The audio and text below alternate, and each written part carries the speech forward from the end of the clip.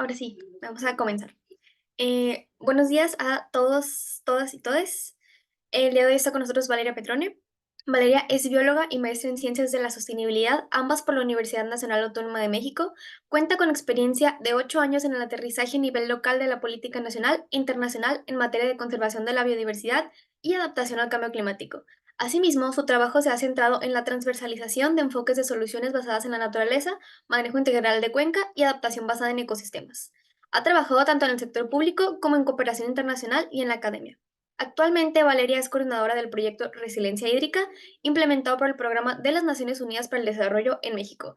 Este proyecto busca contribuir a la seguridad hídrica y al fortalecimiento de la resiliencia comunitaria de cuencas prioritarias del país, incluyendo la cuenca río Alto Atoyac.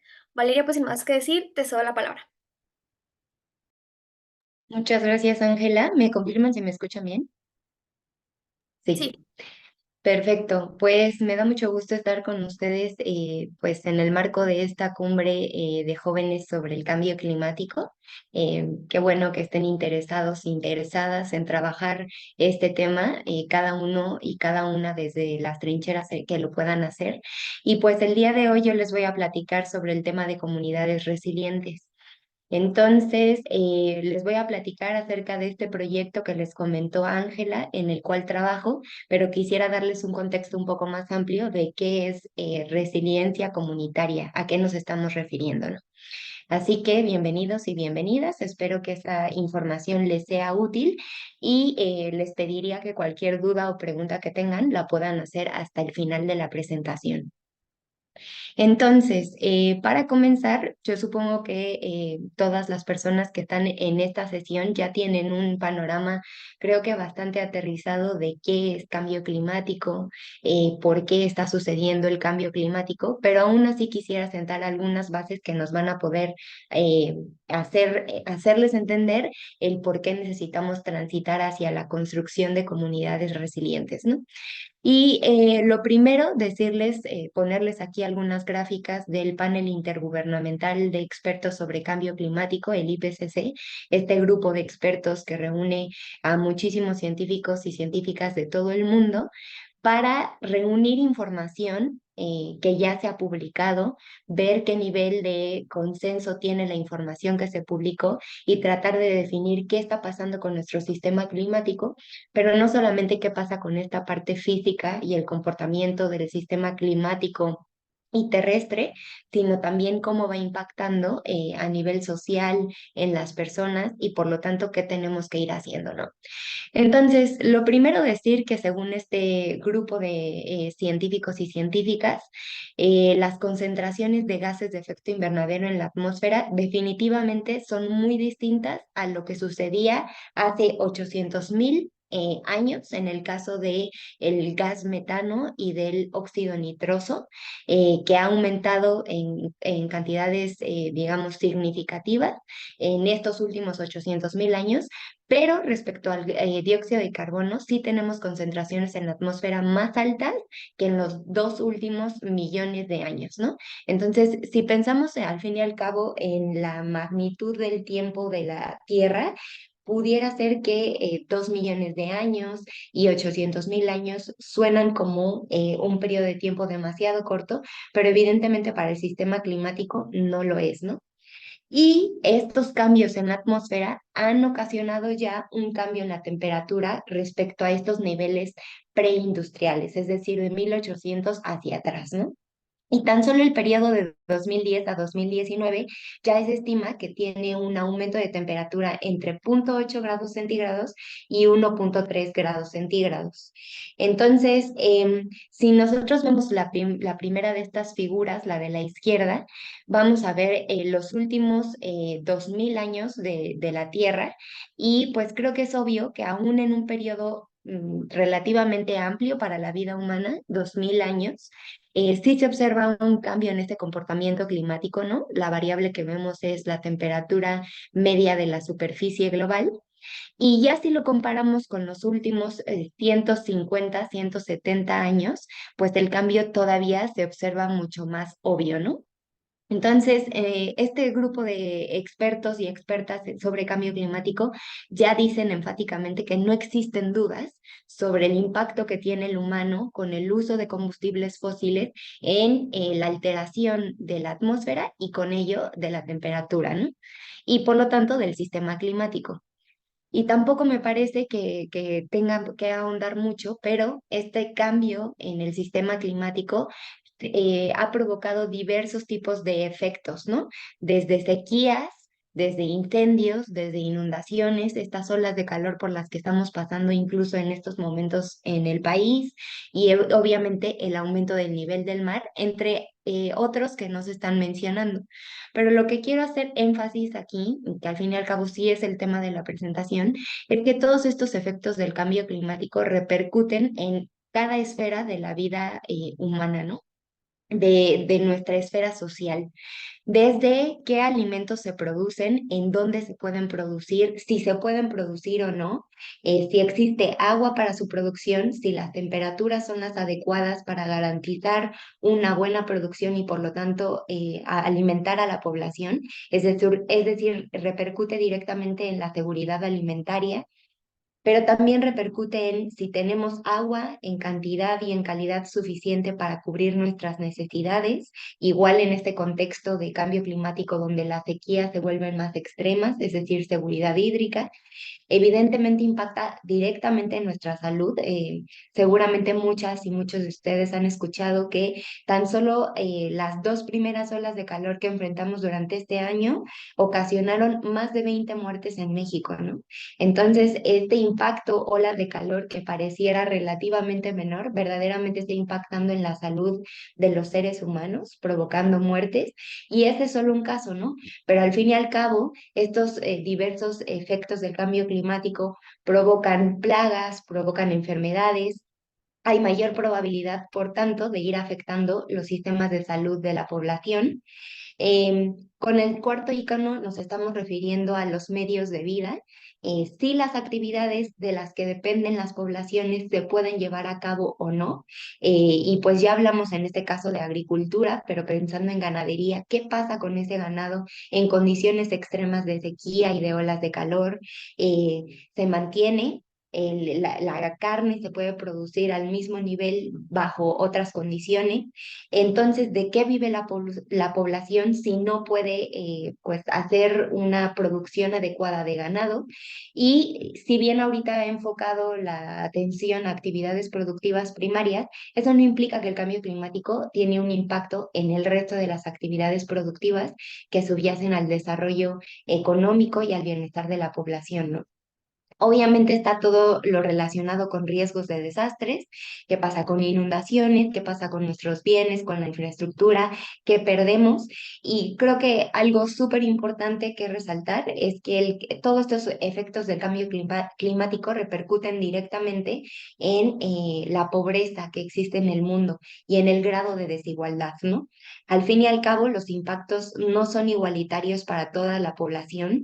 Hay sectores, hay personas que son más vulnerables a cambio climático, no solo a nivel de regiones en el mundo, regiones en el país, sino también en una misma región, diversos grupos, por ejemplo, mujeres, ancianos, obviamente gente que no tiene un empleo, se vuelve más vulnerable ante estas condiciones del cambio climático. Y dado que tiene todo este impacto en todas las esferas de la vida humana, es que es importante plantearnos qué debemos hacer para enfrentar este panorama climático. Ahora bien, nosotros hemos estado hablando aquí de condiciones actuales que ya se presencian del cambio climático, pero no quisiera dejar de mencionar lo que nos espera a futuro, ¿no? Estas gráficas nuevamente son del IPCC y hacen referencia a qué tan intenso y qué tan frecuente se van a volver ciertos fenómenos conforme la temperatura siga aumentando. En el primer caso estamos hablando de la intensidad y la frecuencia de temperaturas extremas, ¿no? Esto que estamos presenciando en este momento como olas de calor. Y si teníamos un fenómeno que se presentaba solamente una vez cada década, pues ahora estos fenómenos van a suceder 9.4 veces más de lo que sucedían anteriormente. Y si esas temperaturas extremas normalmente solo aumentaban 1.2 grados las temperaturas, con este fenómeno van a aumentar hasta 5.1 grados las temperaturas, ¿no? Entonces, creo que el fenómeno que estamos viviendo ahorita evidencia muchísimo el riesgo que enfrenta la humanidad, que enfrentamos en todos los sentidos, nuestras actividades productivas, nuestra biodiversidad respecto al fenómeno, ¿no? Y lo mismo pasa si viéramos este fenómeno de frecuencia e intensidad de temperaturas extremas en una escala un poco más amplia, ¿no? Aquellos fenómenos que solo ocurrían cada 50 años, pues en lugar de ocurrir solo una vez cada 50 años, van a ocurrir 39.2 veces más seguido, y nuevamente la temperatura de esos fenómenos va a ser 5.3 grados más alta de lo que ocurría anteriormente. Aquí hemos hablado de temperatura, pero el fenómeno con precipitación, que digamos que son como las dos variables claves para entender el cambio climático, es exactamente lo mismo. Estos eventos de lluvia intensa de un día que se presentaban una vez cada 10 años, ahora se van a presentar 2.7 veces más, y la intensidad puede aumentar hasta 30% más, ¿no? Entonces, ¿qué implicaría recibir de un jalón un 30% más de lluvia, ¿no? Imagínense las ciudades, las zonas en donde ustedes viven, sea ciudad o sea una zona rural, lo que implica recibir de sopetón un 30% más de agua, ¿no? ¿Y qué te estamos haciendo como sociedades para recibir o estar preparados para esas nuevas condiciones? Y por último, o sea, si hablamos de sequía, ¿no? Nuevamente, un evento que se presentaba solamente una vez cada década, se puede presentar 4.1 veces más seguido, y el grado de esta sequía puede ser hasta una desviación estándar de acuerdo a esta frecuencia de intensidad y de frecuencia con la que se presentan las sequías. Entonces, creo que con esta imagen lo que quiero decir es que evidentemente ahorita ya estamos presenciando impactos importantes del cambio climático, pero no podemos negar que la situación se va a agravar. Y seguramente ustedes ya también están familiarizados con los escenarios de cambio climático que presenta el IPCC en su último informe, que son un poco distintos a los escenarios tradicionalmente presentados por este panel de expertos, ¿no? Ahora no solamente hablan de escenarios en los cuales se modela el grado o la concentración de gases de efecto invernadero en la atmósfera, sino además lo asocian con un modelo de desarrollo. ¿Qué tan sostenibles podemos ser, no? Y es por eso que se llaman esto SSP1, SSP2, 3, 4 y 5, y 8.5, los números de la derecha que hacen referencia así al grado de concentración de gases de efecto invernadero. Aquí no me voy a detener en cada dato, pero lo que quisiera hacerles entender es que el escenario al que le llamamos business as usual, en el cual estamos ahorita, es el 8.5, ¿no? Y evidentemente es el escenario en el que no hacemos un cambio y por lo tanto las concentraciones de gases de efecto invernadero son las más altas y que con las cuales se esperan los peores daños, ¿no? Lo triste es que a pesar que hay más de 140 países adheridos al Acuerdo de París, incluido México, y que han hecho sus contribuciones nacionalmente determinadas en materia de mitigación, la realidad es que la política pública no se está cumpliendo y estamos muy lejos de adherirnos a ese 1.5 grados centígrados como límite para aumento de temperatura, ¿no? Y estamos en esta última trayectoria, la más riesgosa. Entonces, con esto solo quiero decir que evidentemente nos estamos dirigiendo a los aumentos de temperatura más extremos y que por lo tanto definitivamente tenemos que hacer cambios a nivel social para enfrentarnos a todos los impactos que implican estos efectos del cambio climático. Y simplemente dejo una diapositiva más, ¿no? En 2018 ya nos decían que había temperaturas récord en todos los continentes, pero llegamos a 2023 y nuevamente nos enfrentamos a récords de temperatura, y ni qué decir de 2024, donde por lo menos en México otra vez nos estamos enfrentando a esas condiciones, ¿no? Lo cual no hace más que confirmar estos escenarios de cambio climático de los cuales les hablaba. Entonces, aquí viene, pues, al fin y al cabo lo que queremos abordar este día. Sabemos que existe la ruta de mitigación del cambio climático, que sí tiene que ver con evitar que el aumento de temperatura siga creciendo, ¿no? Que lleguemos a este panorama, digámosle, catastrófico. Pero está la otra vía, ¿no? La de adaptación al cambio climático, que es probable que ya también estén bastante enterados de qué implica, pero adaptación al cambio climático es reducir esos impactos negativos que tiene el cambio climático sobre las sociedades, incluso tomar ventaja de aquellos impactos que pudieran ser positivos, ¿no? Hay zonas que pudieran estarse viendo beneficiadas de cierta forma y adaptación también implica tomar ventaja de aquellos beneficios positivos. Pero evidentemente, si estamos reduciendo impactos negativos, tiene mucho que ver con ir reduciendo vulnerabilidad al cambio climático de la población, es decir, que cada vez seamos menos susceptibles a esos impactos negativos. Y una parte clave es incrementar la resiliencia al cambio climático. Y no me lo van a negar, resiliencia se ha vuelto un tema bastante, un concepto bastante utilizado. Se utiliza en cambio climático, se utiliza en psicología, en sociología, pero el término se originó en ecología de poblaciones, en el área de biología, ¿no? Es un término que viene desde los años 70 y que hablaba de sistemas biológicos, es decir, ecosistemas que tenían la capacidad de mantener su funcionamiento resistiendo estreses que recibían esos sistemas, esos ecosistemas, ¿no? Cuando este concepto se adopta en cambio climático, estamos hablando de algo similar, ¿no? De esa capacidad, de esa habilidad que tendrían las sociedades, las comunidades, los individuos, los ecosistemas, incluso este término que se utiliza de socioecosistemas, para mantener sus funciones esenciales, para seguir funcionando, para mantener su estructura y mantener algo clave aquí, su capacidad de transformación. A diferencia del concepto que se utilizaba en ecología, donde era algo más cuadrado y donde tenía que ser relativamente estático porque lo ideal es mantenerse en un punto de equilibrio específico, cuando hablamos de adaptación al cambio climático y resiliencia climática, se incorporan unos elementos más, que es capacidad de transformación, capacidad de aprendizaje y capacidad de adaptación. Ujú. Entonces, a lo que nos estamos refiriendo es que estas sociedades, estas comunidades, estos individuos deben ser capaces de mantener su funcionalidad si aún así están enfrentando todos estos efectos del cambio climático de los que estuvimos hablando anteriormente.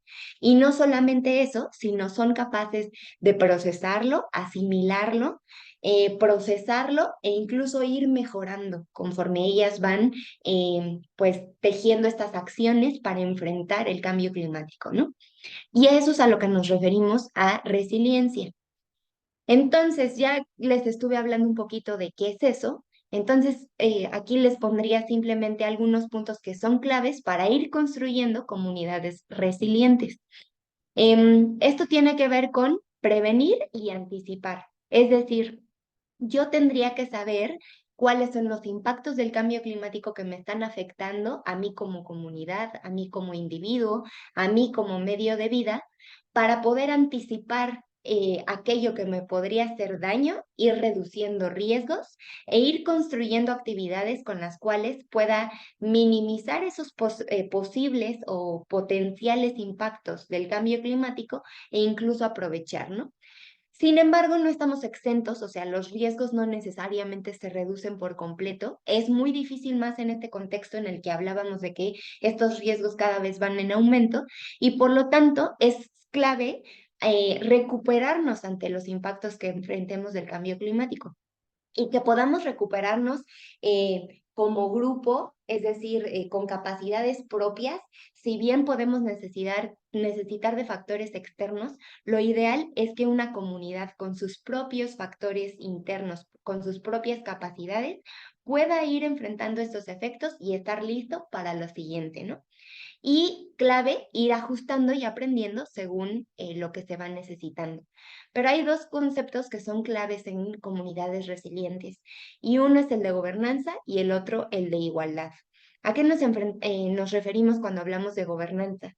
Nos estamos refiriendo a que todas las partes que conforman a una comunidad, y eso quiere decir desde distintos grupos, es decir, géneros, hombres y mujeres, grupos etarios, personas adultas, jóvenes, niños, evidentemente cada uno desde su rol, pero que todas las partes sean consideradas en este proceso de planeación, de identificación, de toma de decisiones y de acción. Ujú. Si no consideramos a todos los sectores, es muy probable que nuestra forma de construir resiliencia no sea la adecuada y que al fin y al cabo nos estemos metiendo el pie, ¿no? Que no estemos llegando al objetivo que queremos. Y finalmente, igualdad, que va muy vinculado a lo que les acabo de decir, ¿no? Una sociedad y una comunidad sin igualdad definitivamente va a tener limitantes de gobernanza y sin gobernanza definitivamente se nos cae la resiliencia comunitaria, ¿no? Entonces, no dejen de lado estos dos factores, gobernanza e igualdad, cuando pensemos en la construcción de comunidades resilientes. Y aquí les estoy hablando de los pasos básicos para construir resiliencia, que ahorita ya se los estuve mencionando. Pero hablando con un poco más de detalle, lo primero sería sensibilización. Y sensibilización no solamente en el sentido de, ah, claro, ya sé que existe el cambio climático, y ya sé a qué se debe. No se trata de eso, sino entender cómo es que este fenómeno, que ocurre a una escala mucho más amplia, como es el sistema planetario, el sistema climático, tiene una vinculación directamente conmigo, con mi comunidad, con mi escala, ¿no? ¿Cómo influye? ¿Qué repercusiones tiene el clima en las precipitaciones, cómo se modifican en el lugar donde yo vivo? Eso cómo me impacta directamente a mí y al bienestar de mi comunidad y por lo tanto empezar esta reflexión de hacia dónde tendríamos que ir. Y mientras no exista una comunidad completamente sensibilizada, también es muy difícil ir construyendo resiliencia, porque como decíamos, todos los sectores, todas las personas tienen que estar involucradas, ¿no? Em, a partir de allí es muy importante que entonces sepamos a qué somos vulnerables. Existen muchas formas de hacer análisis de vulnerabilidad al cambio climático. Yo creo que si ustedes están interesadas en el tema, pueden hacer una búsqueda y encontrarán muchísimas herramientas ya definidas porque además se pueden aplicar a muchísimos elementos, es decir, por ejemplo, a una comunidad, a un individuo, a un medio de vida, a una cuenca, a otra unidad de paisaje o unidad territorial. Entonces, existen muchísimas herramientas que ya pueden aprovechar ustedes. También metodologías que te permiten hacer esta valoración trabajando directamente como una comunidad o estas otras metodologías a las que les llaman top-down, que a partir de datos e información macro puedes ir bajando la escala de la información hasta llegar a entender los impactos del cambio climático a nivel local. Cuando estamos hablando de comunidades resilientes, evidentemente lo ideal es que se trabajen metodologías que son lo contrario, top-down, ¿no?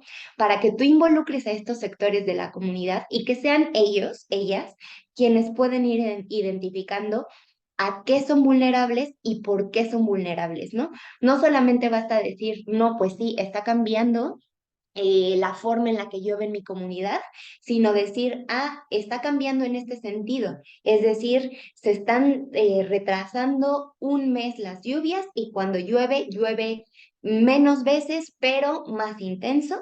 ¿Y eso cómo me impacta? Ah, pues a las personas que hacen agricultura y que cultivan específicamente maíz, les está afectando porque entonces pierden la cosecha por completo. Y es ahí donde se empieza a hacer un análisis mucho más fino que viene de las propias personas identificando las medidas de adaptación y de resiliencia que tendrían que construir para ir reduciendo esos riesgos y fortaleciendo su resiliencia. Es decir, por ejemplo, que definan, bueno, creo que tenemos que empezar a sembrar el maíz en lugar de la fecha en la que originalmente lo hacíamos, por lo menos un mes después, y sabiendo que las sequías están siendo más intensas, tenemos que aprovechar medidas de captación de agua de lluvia que nos permitan un riego eficiente en su momento, además de otras tecnologías, ¿no? Entonces, esto es un paso lógico. Una vez que tú identificaste toda esta cadenita de procesos que te están afectando, entonces, ¿cuáles son los factores que necesitas trabajar para reducir esa vulnerabilidad? Hay otros elementos que son indispensables, que tienen que ver con financiamiento, qué hacemos para poder implementar estas medidas y que quede claro que financiamiento no necesariamente es, tengo que ir al banco a solicitar recursos, pero nuevamente como comunidad, ¿qué tenemos que hacer para ir construyendo estas medidas en conjunto sin necesariamente depender de otros elementos externos a nuestra comunidad y que podamos ir implementando las medidas, haciendo un monitoreo y evaluación de lo que vamos haciendo y el impacto que va teniendo para saber entonces si nos estamos acercando o no a la ruta que necesitamos y de ser el caso, ajustar esto de manejo adaptativo, ¿no? Si está funcionando, evidentemente podemos compartir ese conocimiento con otras comunidades, aprender en conjunto de lo que está saliendo bien y de lo que no, pero si el monitoreo nos dice que no estamos yendo en la ruta que necesitamos, pues entonces, ¿qué ajustes tendríamos que hacer a estas medidas de adaptación para ir al punto al que queremos, ¿no? Entonces, este es el paso básico para construir comunidades resilientes. Y entonces sí, ahora les voy a hablar de algunos estudios de caso, particularmente de este proyecto Resiliencia Hídrica. Pero me gustaría que entendieran esto y por ahí hace ratito alguien me dijo que ya me conocía, así que probablemente esto ya lo escuchó de mí, pero por lo menos de la institución de la cual yo estoy hablando, en la institución en la que trabajo, es el Programa de las Naciones Unidas para el Desarrollo, que es una agencia de la ONU que se enfoca en alcanzar el desarrollo sostenible. Y por lo menos como institución estamos súper conscientes que la Agenda 2030, estas 17 metas para transitar al desarrollo sostenible, no pueden ser alcanzadas si no partimos de trabajar la base de los ecosistemas, ¿no? Si no alcanzamos las metas a nivel ecosistémico, es muy difícil que alcancemos, por ejemplo, la erradicación de la pobreza. Entonces, trabajar por conservar la biodiversidad de los ecosistemas terrestres, de los sistemas acuáticos, del sistema climático, son indispensables para hacer incluso comunidades resilientes al cambio climático. ¿Y por qué lo digo? Porque en las diapositivas anteriores yo he hablado mucho del impacto del cambio climático en las sociedades, en las comunidades, en los humanos. Pero al fin y al cabo el cambio climático impacta directamente también a la biodiversidad, también a la flora, fauna, a las dinámicas de los ecosistemas, ¿no? Entonces, ellos no se salvan, pero de paso no se salvan y si los ecosistemas no funcionan bien y no tenemos ecosistemas fuertes e incluso volviendo al concepto resilientes, no va a haber forma de construir estas comunidades resilientes. Entonces, por lo menos desde el proyecto del cual les voy a hablar, el enfoque clave con el que trabajamos es el de manejo integral de cuencas. Es decir, saber que en una cuenca, este espacio que permite la gestión del agua, pero a su vez el de múltiples otros recursos, se llevan a cabo muchísimas actividades distintas, productivas. Hay muchísimas personas involucradas, cada una con intereses, con necesidades, con visiones específicas. Y si no consideramos todas las partes, va a ser muy difícil hacer una adecuada gestión del agua, ¿no? Adicionalmente, creo que aquí valdría la pena señalar que pues el país completo enfrenta un tema importante de pérdida de ecosistemas. Y junto con la pérdida de ecosistemas estamos perdiendo los servicios ambientales que nos brindan los ecosistemas y que son indispensables para nuestro bienestar, desde regulación climática hasta infiltración de agua o producción de alimentos. Entonces, si no trabajamos con un enfoque de gestión de ecosistemas adecuada, pensando en esta cuenca, en esta unidad de estudio, pues difícilmente vamos a ir logrando construir estas comunidades resilientes, ¿no? Entonces, ahora sí, ya hablando del caso concreto que les mencionaba, de este proyecto, como contexto les platico que es un proyecto que trabaja en 7 cuencas focales del país. Le llamamos 7 cuencas, pero en realidad son, perdón, 6 complejos de cuencas, porque si se fijan, por ejemplo, aquí en Sonora, estamos juntando 4 subcuencas, ¿no? Si nos fijamos aquí en Sinaloa, donde está el río Culiacán, son 3 subcuencas. Pero, pues evidentemente, las subcuencas también tienen una dinámica de funcionamiento más amplia a escala de cuencas, y es por eso que estamos trabajando con estas escalas. Yo les decía hace ratito que el primer paso para construir comunidades resilientes es entender a qué somos vulnerables. Así que en este proyecto lo que hemos ido haciendo es entender el contexto social, entender el contexto ambiental, el climático y el hídrico de cada una de estas cuencas para identificar por qué son vulnerables y a qué son vulnerables, que era el punto 1, ¿no? Del proceso, no, era el punto 2 de este proceso de construcción de resiliencia. A partir de ahí, hemos definido estas estrategias de adaptación, de resiliencia, y estamos implementando en campo, en las distintas cuencas, estas estrategias. En decir que PNUD no lo hace solo, estamos acompañados de varias organizaciones de la sociedad civil que trabajan mucho a nivel comunitario y ahorita verán por qué, ¿no? Entonces, por ejemplo, aquí les estoy poniendo el caso de la cuenca del río Culiacán. Son algunas de la información que se ha generado para poder definir qué, cómo y qué se necesita. Y solo para que tengan o sea, un poquito más de contexto, por ejemplo, la temperatura media anual de la cuenca históricamente ha oscilado entre 11 y 26,2 grados centígrados, pero con cambio climático puede aumentar hasta 5,87 grados centígrados. Y en estos mapas se muestran las zonas que son las más potenciales a ese calentamiento, ¿no? Las zonas en donde va a aumentar más la temperatura. Entonces, en esta caracterización y en este análisis de vulnerabilidad, no solamente estamos identificando que la temperatura está causando sequías específicas, sino que también sabemos cuáles son las zonas en las que tenemos que trabajar con mayor urgencia porque son las que más se están calentando, ¿no? Entonces, esto como un contexto de la cuenca del río Sonora para que vean un poquito cómo es que trabajamos. Pero en esta cuenca del río Sonora, además de caracterizar estos procesos sociales, que cuántos municipios hay, cuántas personas habitan el lugar, por lo tanto, cuántas personas necesitan agua, cuántas son comunidades rurales y cuántas son comunidades más urbanas, y por lo tanto el tipo de servicios a los que tienen acceso, también identificamos cómo están los ecosistemas. Nuevamente les repito, nosotras estamos partiendo que sin ecosistemas sanos no se puede construir resiliencia comunitaria. Así que identificamos, pues, dónde están los ecosistemas conservados, dónde están los ecosistemas que ya se han perdido, cuáles son las actividades productivas por las cuales se están perdiendo y cuál es el área de oportunidad para evitar que se sigan perdiendo y que se recuperen esos servicios y los servicios ambientales que se proveen.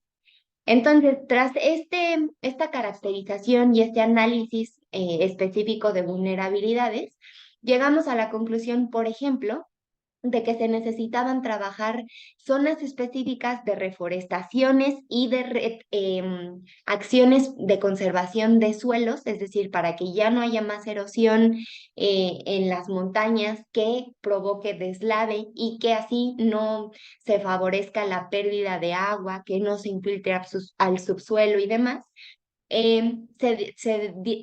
Identificaron algunas medidas puntuales a las que nosotras les llamamos SBNs, que implica soluciones basadas en la naturaleza. Es un enfoque que es acciones de conservación, restauración y aprovechamiento, pero con un fin específico que es el de reducir la vulnerabilidad climática e hídrica de la región. Entonces, esto es lo que se ha ido estando haciendo en campo, pero digamos que esto es lo que se hace a nivel comunitario, ¿cierto? Entonces, hasta ahorita pareciera que esto está desvinculado a lo de resiliencia comunitaria. Pongo un caso similar en la cuenca del río Alto Atoyac, que esta cuenca está en Tlaxcala, Puebla y el Estado de México. Nuevamente se hace un análisis de cómo está el sitio, cómo están las comunidades, en qué nivel de rezago social están, que es un factor súper clave para saber qué tanto puedes hacer una vez que tú estás en riesgo de impactos al cambio climático. Y se identificaron algunas medidas a nivel ecosistémico que tendrían que trabajarse, ¿no? Con el fin nuevamente de disminuir velocidad de caudales y demás. Pero a lo que quisiera llegar es a este punto. A pesar de que en cada uno de estos 7 proyectos se hicieron obras a nivel ecosistémico muy diversas, perdón, desde retención de sedimentos, rehabilitación de brechas cortafuego, actividades para mejorar prácticas de ganadería y agricultura, especies invasoras, obras de captación de agua de lluvia, obviamente todas estas acciones que tienen que ver con asegurar que los ecosistemas se vuelvan más fuertes y sigan funcionando, pero además tengan la capacidad también ellos mismos de enfrentar los impactos del cambio climático, ¿no? Y además de esto, se hacía lo clave, que es vinculado a construir comunidades resilientes, ¿no? Nosotros hemos estado trabajando en el fortalecimiento de diversas capacidades de las comunidades como un eje clave para que estas acciones en ecosistemas sean sostenibles y que para ello entonces tengan el bienestar que deriva de los ecosistemas más allá de un año en el cual se ejecutan los proyectos, ¿no? ¿Qué implica este trabajo? Pues que por un lado las comunidades se van apropiando cada vez más de estas medidas SBN que les contaba, que se fortalece tejido social y que se genera conocimiento en territorio clave para saber cómo se deben manejar los ecosistemas y sus territorios en un contexto de cambio climático. Yo les hablaba anteriormente que trabajamos con un enfoque de gobernanza y de igualdad clave, y pues aquí nuevamente se refleja, ¿no? ¿Qué tenemos que hacer para ir reduciendo brechas de género y cómo esas brechas de género están impactando la vulnerabilidad de las comunidades? Entonces, entre algunas de las acciones que se han realizado son justo conversión a prácticas productivas más sostenibles a través de trabajar y de intercambiar conocimiento entre personas que se dedican a esas actividades, sensibilización y educación en distintos sectores de la población. Hablamos de fortalecimiento de brigadas de mujeres para que aprovechen sus recursos económicos, para que cuiden sus recursos forestales, por ejemplo, y también fortalecerlos en tema de gestión de ecosistemas. Esto que les decíamos de, tengo que saber por qué soy vulnerable al cambio climático, por qué me está afectando y por qué es importante que tome acción y cómo yo voy generando mis propias estrategias para reducir ese impacto al cambio climático. Y como resultado, creo que lo que les podría comentar a grandes rasgos es que estas estrategias llevan a que, por un lado, las comunidades reconozcan estas problemáticas vinculadas al cambio climático de las que enfrentan, que era el paso 1, paso 2, ¿no? Sí, paso 1, sensibilización de la construcción de comunidades resilientes, pero hablamos también de la importancia de los ecosistemas y de fortalecer a los ecosistemas que es, digamos, una de las estrategias SBN y una de las estrategias clave para construir resiliencia. Hablamos de generar cadenas de valor y empoderamiento económico de las mujeres, que es súper importante, ¿no? ¿Qué pasa si yo dependo de recursos forestales que son aprovechados sin considerar qué pasa con el cambio climático, qué impacto podría tener el cambio climático, pero también qué pasa si yo los empiezo a manejar sabiendo que si aumenta la temperatura, cuánto hay, la disponibilidad, la calidad puede cambiar y qué puedo hacer yo como mujer si lo estoy aprovechando para garantizar que ese bien, que ese recurso forestal siga existiendo y al mismo tiempo cómo generamos cadenas de valor que deriven en empoderamiento económico, es decir, que las mujeres tengan recursos económicos que son claves, por ejemplo, cuando hay un impacto del cambio climático que no se puede evitar, tipo inundaciones, y que sin recurso económico las comunidades no pueden reponerse de esos impactos, ¿no? Por ejemplo, de haber perdido gallinas que necesitaban para alimentarse, pero que con recurso económico, pues pueden hacer compra de otro tipo de alimentos. Entonces, cadenas de valor, empoderamiento económico, captación de agua de lluvia, por ejemplo. Mejores prácticas agrícolas que fortalezcan ecosistemas y que al mismo tiempo me den la capacidad de planear qué tengo que hacer con mi actividad productiva, ¿no? Se me viene un año más seco de lo habitual, ¿qué tengo que ir haciendo y a quién puedo acudir para que el impacto sea cada vez menor? Y si me funciona, ¿cómo comparto ese conocimiento entre otros grupos agrícolas, entre otros grupos ganaderos? Entonces, todas estas actividades las hemos estado desarrollando en distintos lugares según las actividades productivas que más predominan en las regiones, ¿no?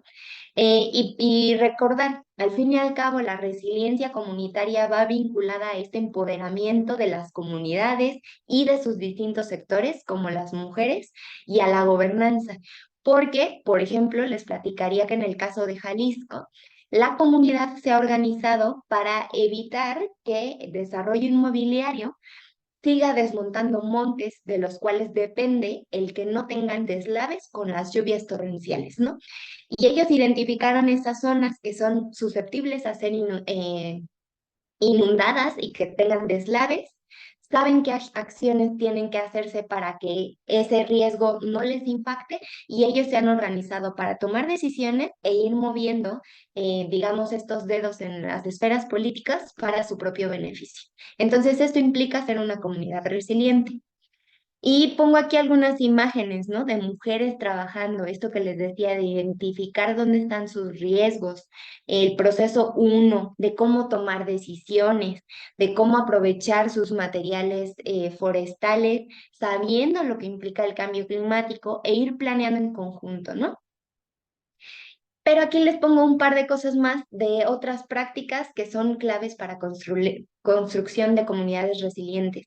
Por un lado están los sistemas de alerta temprana, ¿no? Estos mapas de riesgo, planes de riesgo que tendrían que ser evaluados por las comunidades, que ellos tendrían que saber decir, ya está lloviendo más, estoy tomando métricas.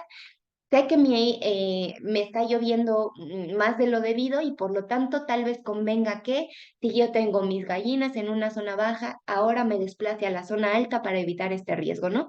Y que comunidad existan estos sistemas con los cuales se comentan, se comunican, toman decisiones y en conjunto trabajan para que nadie sufra de estos impactos del cambio climático. Y está el monitoreo comunitario como una estrategia clave, muchas veces trabajadas para el tema de agua, ¿no? ¿Con qué calidad está llegando el agua a mi comunidad? ¿Cuántos sedimentos hay? ¿Qué tendría que qué tendríamos que estar haciendo cuenca arriba para que sabemos que hay sequía, pero que el agua que tenemos tenga buena calidad? O sabiendo que está llegando menos agua, ¿qué decisiones tomamos para evitar que, por ejemplo, no tengamos agua para nuestras necesidades básicas, ¿no? Nos organizamos y de ahora en adelante empezamos un tandeo de agua y este tipo de decisiones que se toman en conjunto, ¿no? Las propias soluciones basadas en la naturaleza, estas acciones de conservación y restauración de las cuales les hablaba, es una estrategia para construir resiliencia, mecanismos de financiamiento, ¿no? ¿Qué hacemos como comunidad, por ejemplo, ante un banco para tener préstamos en el momento en que enfrentamos un impacto del cambio climático? ¿O cómo nos organizamos nosotros para hacer un tipo tanda donde una vez que alguien es impactado, recibe recursos de todos nosotros para que pueda reponerse, ¿no? Y evidentemente desarrollo de capacidades específicas como justo cómo saber que el agua tiene buena calidad o no, cómo saber qué obras tengo que hacer para que no se erosione mi suelo y este tipo de cosas, ¿no? Desarrollo de capacidades muy específicas. Entonces, con esto espero yo haberles dado un panorama un poco más amplio de qué es construir una comunidad resiliente y por qué es importante, sabiendo que nos espera un futuro con más impactos del cambio climático, ¿no? Y por mi parte, esta sería la presentación que tengo preparada para ustedes. Así que les dejo cualquier ahora sí la oportunidad de que puedan abrir micrófonos, preguntar, comentar. A lo largo de la presentación vi que estuvieron escribiendo, pero no podía ver sus comentarios, entonces los iré viendo. Pero si alguien quiere alzar la mano y abrir micrófono, adelante.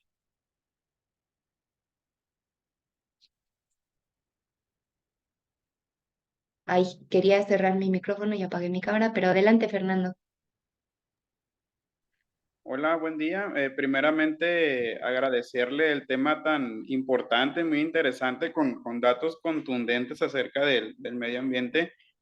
Aquí en Culiacán, por ejemplo, se está viendo muy afectado porque están abriendo muchos fraccionamientos, mucho campestre y todo lo que es la flora y la fauna de alrededor de Culiacán, pues se está viendo realmente devastada.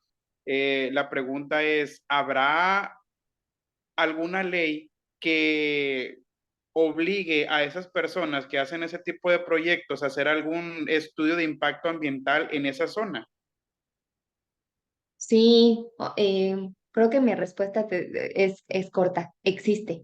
O sea, creo que muchos de ustedes han escuchado la frase de México tiene súper buena política ambiental, porque es real, es ejemplo para muchísimos países y muchísimos países vienen a México para tomarlo como ejemplo y replicar su política ambiental en otros lados. El tema viene en el cumplimiento de esa política ambiental, ¿no? Entonces, todo tipo de desarrollo de infraestructura, sea cual sea, tiene que tener manifestaciones de impacto ambiental, se tienen que hacer todas estas obras de, pues al fin y al cabo, ok, sé que va a tener un impacto, pero ¿qué puedo hacer para reponerlo y para que ese impacto sea menor? Digamos, esto que no necesariamente es lo correcto, pero es nuestra forma al fin y al cabo de poner una balanza, ¿no? De equilibrar. Y eso existe, el tema es el cumplimiento, ¿no? Las capacidades que existen a nivel institucional para asegurar que se cumplan, de verificación en campo, qué estás haciendo, qué no, estás cumpliendo no con lo que estableciste en un protocolo. Entonces es allí en donde vienen las fallas. Y definitivamente sí te diría que hay un área de oportunidad importante en esto de visión de cuenca, porque pareciera que es algo no relevante, pero si yo no contemplo que yo estoy en una parte alta de una cuenca, donde uno, hay mucha pendiente, donde dos, es zona clave para infiltración de agua, y yo ahí quiero simplemente poner una masa de cemento, pues no me doy cuenta del impacto que eso tiene en una escala territorial mucho más amplia y con mucho más población. Entonces, sí hay un área importante de oportunidad en materia de política pública para que todo esto que ya existe, Ley General de Cambio Climático, pero leyes también de manifestaciones de impacto ambiental y demás, consideren no solo esta visión de la escala en la que yo voy a estar trabajando, sino qué pasa en una escala más macro, ¿no? Y la escala más macro, a su vez, va vinculada con cambio climático. Yo lo estoy haciendo considerando mis condiciones actuales e históricas, pero ¿qué va a pasar en el futuro, no? Entonces, si yo estoy, por ejemplo, trabajando en una zona que tenía un tipo de ecosistema y con cambio climático, sé que ese ecosistema se pone más en riesgo porque ya va a estar más reducida la zona en donde puede existir, entonces que esas decisiones se vayan tomando de esa forma. Si ya tenemos que, digamos, priorizar que esta zona se mantenga con bosque, porque el bosque ya no puede irse más arriba, entonces pues evitar que allí se lleven a cabo este tipo de estudios, ¿no? Entonces creo que son dos áreas de oportunidades. Existen las leyes, pero visión de cuenca y por el otro, toma de decisiones con perspectiva climática, sí son importantes y sí considero que no, principalmente a nivel municipal, existen pocas capacidades, ¿no? A nivel estatal y a nivel federal ya hay muchas herramientas y creo que va permeando la idea, pero no a nivel municipal y los municipios tienen muchísimas atribuciones en la materia, ¿no? Muchas gracias. De nada, adelante Andrés. Buenos días a todos. Referente a lo que comentó mi compañero Fernando, sí, Fernando se llama, sí. El problema en México y en el estado de Sinaloa, municipio de Culiacán, donde lo queramos ver, no es que no existe una legislación. El problema es que la ejecución de esa legislación es un poco complicado, ¿no? Porque tenemos que entender que en la división de poderes, el legislativo, o sea, el Congreso del estado de Sinaloa, hace las leyes, ¿no? Hay una ley ambiental, hay la ley de cambio del uso del suelo y a grosso modo las leyes esas que existen son muy ambiciosas, muy, muy ambiciosas. Y es por eso que dicen que México es un país donde el derecho está en la innovación, está muy avanzado a comparaciones de otros estados del mundo, ¿no? Pero aquí el problema no es la legislación, sino es la ejecución de esa legislación. El problema en sí reside en el poder ejecutivo, ¿no? Cómo el gobierno del estado, el gobierno federal, no lleva a cabo la legislación a traducción de políticas públicas efectivas, ¿no? Aquí yo te daría un ejemplo muy claro, ¿no? Vivimos en Culiacán. En Culiacán existen las coloradas. Las coloradas son invasiones, venta de terrenos en cerros, los cuales se están erosionando porque los terrenos no los venden y cambian el uso del suelo sin hacer, ¿cómo se llama? Estudios del suelo, sin hacer el impacto ambiental que va a tener. Y tenemos que entender que en las coloradas es un punto estratégico para la cuenca porque si bien sabemos, hay puntos cercas de cascadas, hay puntos cercas de cuevas, inclusive ahí te vas o sea, la cima de las Coloradas yo fui hace poco, yo no conocía ahí, y ahí, o sea, hay fauna y flora silvestre nativa de la región y que está siendo, pues, extraída, la están violentando por el cambio del uso del suelo sin control, ¿no? Y o sea, es las coloradas, son invasiones, ¿no? Todavía. Ahora vámonos a un desarrollo urbano por Tres Ríos o por acá por la isla Musala. Ahí, o sea, no se hicieron los estudios pertinentes porque el ejecutivo no los exige. Y si los exige, pues ya sabemos qué pasa, la corrupción, ¿no? Pero el problema no es la legislación, sino es que nosotros como ciudadanía no le exigimos al ejecutivo sus resultados eficaces. Sí, estoy de acuerdo contigo y creo que yo solo sumaría algo adicional, que además las políticas públicas también pueden ser contradictorias, ¿no? Porque puede estar, por ejemplo, SADER dando incentivos para uso ganadero en cuencas, en partes altas de la cuenca, ¿no? Que implica erosión y que implica estas problemáticas. Y por el otro lado, CONAFOR incentivando reforestación, probablemente en la misma zona, ¿no? Entonces, sí hay un tema ahí de planeación transversal entre gobiernos que debe ser efectiva. Entonces, lo sumaría a tu comentario y añadiría una cosa. Porque, o sea, como les dije, ¿no? Yo completamente de acuerdo con lo que ustedes están expresando y sí diría que entonces aquí tenemos un área de oportunidad con el tema de construcción de resiliencia comunitaria, porque si se dan cuenta, le quitamos un poco el poder a que solo dependa del gobierno a qué acciones hacer y que sean las comunidades las que van identificando aquellas acciones que deben ejecutar para que su impacto sea menor ante el cambio climático. Más bien, que los efectos del cambio climático tengan menos impactos negativos sobre ellos, ¿no? Entonces, es esta ventaja de oportunidad al que yo, como miembro de una comunidad, puedo ir planeando para mi bienestar sin necesidad de esperar a que llegues a ver y me diga que aquí yo tengo que hacer tal cosa, ¿no? Porque yo ya sé a qué puedo ser vulnerable, cómo me impacta y qué acciones tengo que ir haciendo y cómo en conjunto, junto con toda mi comunidad y otros actores clave, porque tampoco es necesario que nos excluyamos a la participación de externos, pero cómo vamos construyendo esa resiliencia, ¿no? Sin depender necesariamente, por ejemplo, de esos factores de política pública, de gobierno y demás que pueden ser complicados. Adelante, Andrés. Bueno, un comentario extra sobre lo que comentó el otro compañero que se llama Andrés. Es bien visible cómo se ve desplazada la fauna de las zonas que están siendo urbanizadas. Yo vivo para el sector de San Isidro y justo enfrente están haciendo un desarrollo de fraccionamientos. Cuando comenzaron a hacer la preparación del terreno antes de la construcción, eh, unos tíos que viven ahí cerquita, en su patio tenían a su perra y fue atacada por un tejón. ¿Cuándo habían visto un tejón? En su vida. ¿Por qué? Porque estaban regularmente en el monte, que estaba siendo desplazados los animales, los tlacuaches, los tejones, los zorrillos, los animales que hay ahí, se están viendo desplazadas y ya no hayan para dónde hacerse. ¿Por qué? Porque hacia un lado está la autopista que presenta un reto para ellos cruzar, y hacia el otro lado están los fraccionamientos. Entonces están viniendo a atacar y llegan a atacar animales que son domesticados porque ellos no están acostumbrados a ver animales salvajes, obviamente. Y referente a el tema también de la mancha urbana, es una pregunta, no estoy seguro de que haya una regulación o de que sea obligatorio si estás llevando a cabo una construcción. Creo que hay regulación, pero igual que como han comentado, no se ejecuta de la mejor manera. Tengo entendido que si tú construyes una casa, tienes que tener una parte que no esté cubierta de concreto, Sí, precisamente esa, para esa la legislación captación de sí agua. cambia de región en región y generalmente se señala en los planes de ordenamiento territorial. Entonces, eso en esos planes de ordenamiento territorial sí se dice, por ejemplo, en una superficie, qué porcentaje tendría que ser justo liberado de una superficie que no permite la captación de agua, ¿no?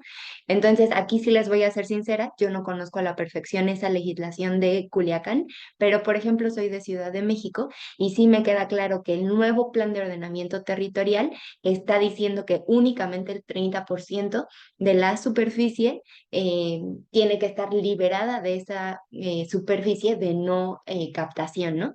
Entonces, digamos que esos vacíos no son tan vacíos, existen, pero repito, ¿no? Si es el tema de pues al fin y al cabo, ¿qué capacidades tiene una Secretaría de Desarrollo Urbano de visitar todas las zonas que están siendo transformadas con el número de personas que tienen en la institución? Entonces, verdaderamente creo que a nivel política pública están, ¿no? Pero el tema es el cumplimiento.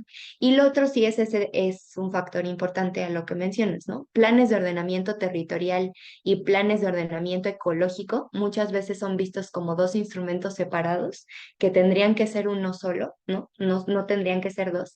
Y lo malo es que muchas veces también están desactualizados. Por norma se tienen que estar actualizando, me parece que cada 5 años, y terminan actualizándose mucho más tarde, ¿no? Entonces está este tema de ir no siendo un instrumento tan actual a las necesidades que tiene en ese momento el territorio y que se desvincula lo urbano de lo ecológico y lo ecológico del urbano, ¿no? Entonces ahí sí tiene que haber algo más de comunicación para que esos frenos se sobrepasen. Gracias, Andrés. Eh, Andrés, Perdón, Valeria, ¿hasta cuándo tienes tiempo? Porque ya es... 12:15 y sí tendré que salir. Si Ok, quieres, 12, ¿va? tenemos tiempo Ujú. todavía. Bueno, es un pequeño comentario. En la división de poderes existe el judicial, ¿no? Que nosotros como organizaciones civiles o gente civil, hay mecanismos, ¿no? Para poder exigir al ejecutivo que ejecute las leyes del legislativo de una manera pertinente y eficaz. Y que si no existe una política pública bien hecha o sea, bien, se haga, ¿no? Y ya es todo. Yo quisiera agregar un comentario, compañero Andrés, con respecto a la zona sur de Culiacán. Se conocían al menos 3 veneros ahí en la zona de alturas del sur. Se tumbaron 2 cerros para la construcción de la casa, de casas de edificios. Solamente un venero quedó disponible y a ese venero las mismas personas le echaron concreto porque les daba mucho coraje que por su calle se formara lodo. Ese fue pues ahora sí que la justificación, pero imagínate todo el impacto que tuvo en la flora y en la fauna endémica de esa zona, el derrumbar los cerros y el tapar el último venero. Todavía a veces corre el agua en uno de ellos y sería todo.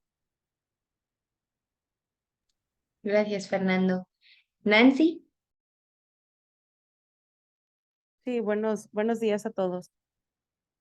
Para hablar un poquito acerca de lo que se está comentando de las construcciones, soy ingeniera civil y hace poquito me tocó ir de parte del Colegio de Ingenieros al que pertenezco en Mazatlán a la presentación de un proyecto de un fraccionamiento nuevo. Yo realmente participo en lo que puedo participar en cuestiones del Colegio de Ingenieros, pero fui más que nada porque el proyecto se presentaba como un proyecto innovador,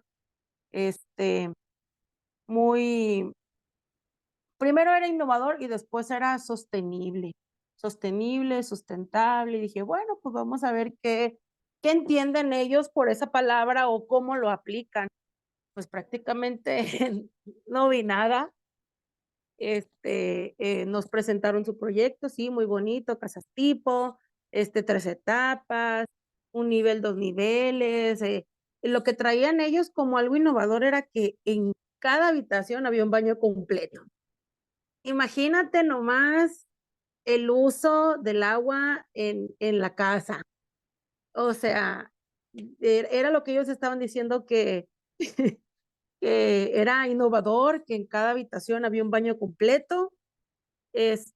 Cuando ya terminamos su presentación, les dije, bueno, ahora díganme ustedes, independientemente de la ubicación donde está el fraccionamiento y todo, eh, no me fui directamente así, que, ¿qué me dices de sostenible? Pero sí les pregunté que a qué se enfocan ustedes con su enfoque sostenible. No, pues es que lo que pasa es que estamos ubicados a un lado de un arroyo y el arroyo que tenemos ahí, pues lo respetamos, hicimos una investigación, que desde dónde venía el arroyo, es un arroyo que viene, que está muy grande aquí en Mazatlán, y lo que hicimos fue, le hicimos un canal, e investigamos que ese no se inundara, y aparte del canalito que le hicimos atrás, le pusimos un muro de contención, para que, pues para evitar que nuestro proyecto saliera dañado, ok, y eso nada más, eso es lo sostenible o sustentable o lo wow que estás proponiendo. Les dije, ahora, ¿cuántas casas son? No, pues son alrededor de 240 y algo. Imagínate, le digo, si estás hablando de 3 habitaciones, son 2 personas por habitación, supongámosle, ¿no? Son 6 personas en esa casa, que nada más son baños en las habitaciones y aparte uno para invitados en planta baja. Estamos hablando de 4 baños. La luz, no, es que estamos dejando preparación para que si quieren poner paneles solares. Ya dejamos la instalación nosotros en la casa y nomás si ustedes deciden comprar paneles, pues ya nomás lo enchufan arriba en la azotea, ya está la instalación. Ah, bueno, oh, pues está bien, le digo. Y ahora, ¿qué onda con el uso del agua?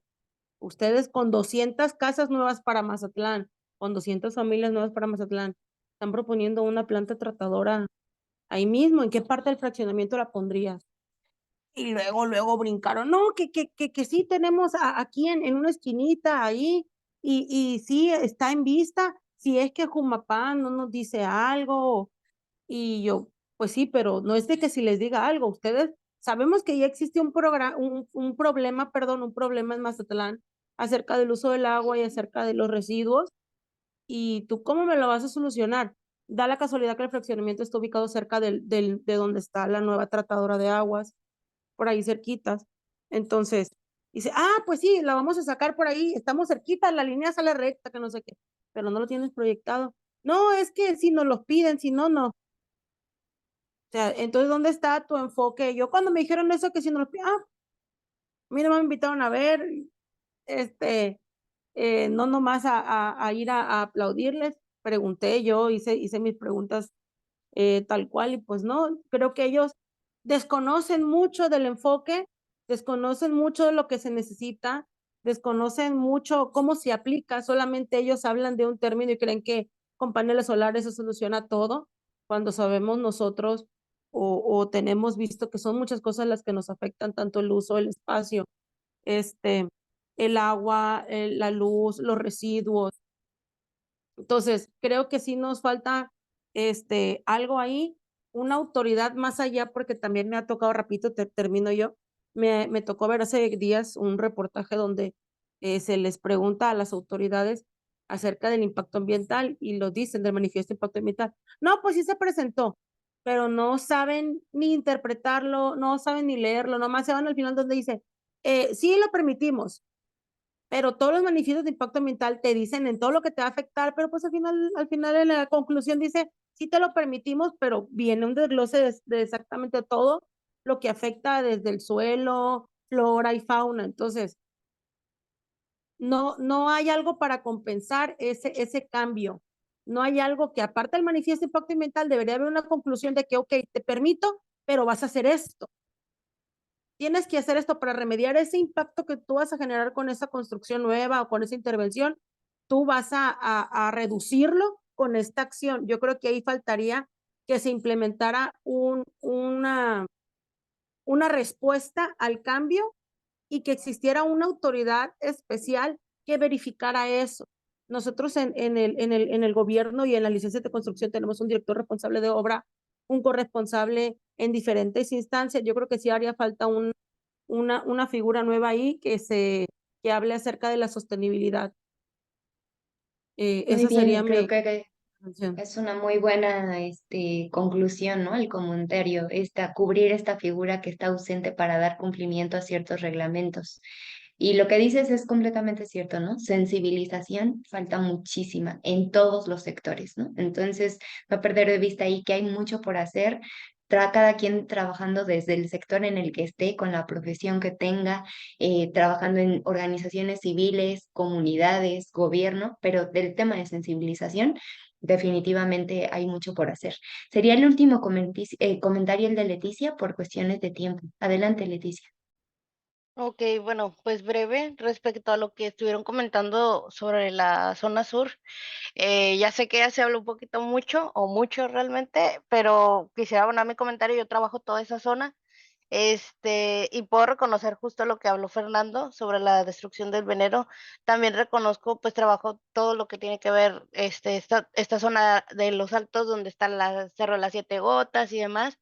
Y lo más preocupante, sí, pues pueden ser también las invasiones, porque es cierto que generan un gran impacto, pero algo que está ahí y que está fuertísimo es, pues, la construcción y realización de laboratorios que están ahí y que desgraciadamente hacen un impacto horrible, porque, pues, la misma comunidad nos lo dice, bueno, a mí me lo dice, ¿no? Que han tirado desechos en el agua y toda esa agua cae por las cascadas. Entonces el impacto es terrible y eso realmente quisiéramos poderlo regular, pero pues ya sabemos que pues es narcotráfico y demás. Entonces no es fácil poder intervenir, ¿no? En la norma. Ya es como hemos comentado anteriormente en otras sesiones, pues ya es ponernos en riesgo, sino que hemos hecho otras acciones que benefician el cambio que ya hay en esa comunidad y que también, por ejemplo, las invasiones sí generan un gran impacto, pero pues también hay que reconocer que ya es su territorio, o sea, que ya es el territorio de las personas que viven ahí y muchas de esas problemáticas que existen ahí son sociales y políticas, donde muchas personas que viven en ese territorio, pues son personas que fueron desplazadas de la sierra, entonces están ahí y están invadiendo por la criminalización y por la problemática del narcotráfico, entonces no se puede intervenir mucho realmente. Sí, como dices, sí me están oyendo, ¿verdad? Ah, sí. Se van sumando problemáticas sociales que hacen mucho más complejo atender el cambio climático. Creo que como comentario final yo les diría una cosa, ustedes han hablado de muchas problemáticas que con cambio climático lo que están generando se vuelve mucho más peligroso, ¿no? Se vuelve mucho más riesgoso. Entonces les invitaría a que no dejen de echarle un ojo al último informe del IPCC, les puse el link ahorita. El IPCC tiene tres grupos de trabajo, uno que se enfoca en las partes físicas, ¿no? Entender qué pasa en la atmósfera y que sí cómo cambia la precipitación y demás, que son muchas de las gráficas que les puse al principio, pero tiene un segundo grupo que trabaja vulnerabilidad y de las poblaciones. Entonces nos dice qué pasa con las personas, ¿no? ¿Qué pasa con medios de vida? Y creo que si ustedes por ahí van vinculando información de lo que pasa en escala macro, con cómo se aterriza en lo local y cómo se puede vincular con este impacto, por ejemplo, de inmobiliarias, de la contaminación por narco, ¿no? Podemos ir sensibilizando más a la población, ¿no? Dense cuenta de la magnitud que esto va a cobrar si vemos este aspecto. Entonces, les invito a que consulten esos documentos que creo que resumen muchísimo de cambio climático a nivel global, de la información que se ha generado y que puede ser el punto de partida para que ustedes comuniquen y tomen acción. Entonces, listo, Ángela. Ok, bueno, muchas gracias, Valeria, por tu participación el día de hoy. Te lo agradecemos mucho a las organizadoras de la CCJ. Y antes de irse, Valeria, le gustaría que nos pudiéramos tomar una foto. No sé si pueden prender su cámara o poner un emoji o algo así, no sé. Por favor. Sí, y yo nada más porque mi compu me lo voltea, voy a cambiar mi loguito para que me aparezca bien y si quieren yo tomo la impresión de pantalla, ¿va? Ok, Entonces sonrían una, dos y espérenme porque como cabemos en dos pantallas, déjenme pego la otra y em, una, dos, eso. Muchas gracias, chicos, chicas. Espero que haya sido interesante para ustedes. gracias.